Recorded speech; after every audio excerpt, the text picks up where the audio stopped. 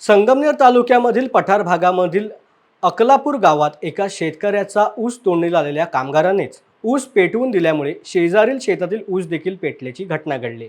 शेतकरी जयराम देवराम देवकर यांना कोणतीही पूर्वसूचना न देता शेजारील ऊस तोडणीला आलेले ऊसतोड कामगार साहेबराव खंडागळे यांनी ऊस तोडणीसाठी शेजारील ऊस पेटवला होता। हे ऊसाचे रान पेटत पेटत देवकर यांच्या शेतामध्ये गेले, त्यात त्यांचा देखील ऊस पेटून गेला। शिवाय केळीची आंब्याची झाडी ऊसाला पाणी देण्यासाठी आणले ठिबक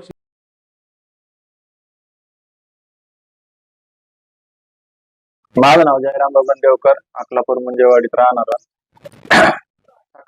सकाळी 10 वाजताच्या सुमारास शेती कामासाठी बाहेर निघलो असताना समोर घराच्या समोर एकदम जाळा दिसला मला, म्हणून मी स्वतःच्या शेतात जाळा असल्याचं पाहिल्यामुळे पळत गेलो। पाहिलं तर शेजारी ऊसतोड चालू होती।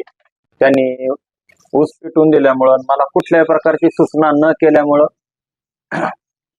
क्षेत्र त्यांचं जळून नंतर पूर्ण माझ्या ऊसाचं पाचट जळून गेलं। त्याच्यात माझ्या बांधाला केळीची झाडं होती, बांधावरती ड्रिपचे पाईप, पूर्वीच्या पिकाचे ड्रिपचे पाईप आणि चालू ऊसाच्या पिकातले पण ड्रिपचे पाईप सगळे जळून गेले आणि केळीची झाडांची पूर्णपणे नुकसान झालं।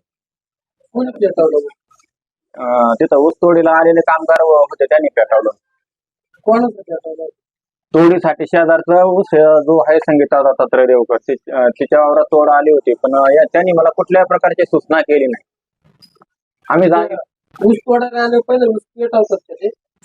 सगळं नाही पेटवते, पण ठराविक ऊस पेटवून देतात। का ऊस का पेटवतात? ते पाचट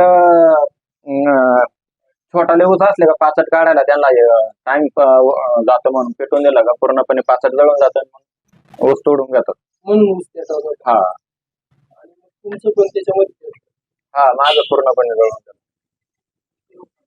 किती नुकसान झालं? आता तसा अंदाज नेमका सांगता येत नाही, पण साधारणपणे 40 गुंठ्याचं ऊसाचं ड्रीप आणि त्याच्या पूर्वीच्या पिकाचं 40 गुंठ्याचं शेवगा पिकाचं ड्रीप आणि त्याचे पाईप साधारण 15-16 पाईप आणि केळींचं झालेलं नुकसान साधारण 150 ते 200 झाडं बांधावरती असतील। त्यातल्या काही केळी कापायला होत्या, काही 15 दिवसांनी कापायला, काही 15 दिवसांनी यायला अशा होत्या, काही छोट्या होत्या, मोठ्या होत्या। मालकाला सांगितलं का तुम्ही सगळं?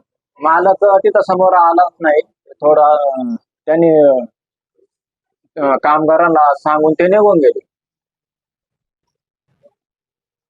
एकदम बेजबाबदारपणे वर्तन केलं आणि त्याचा त्रास मला झाला।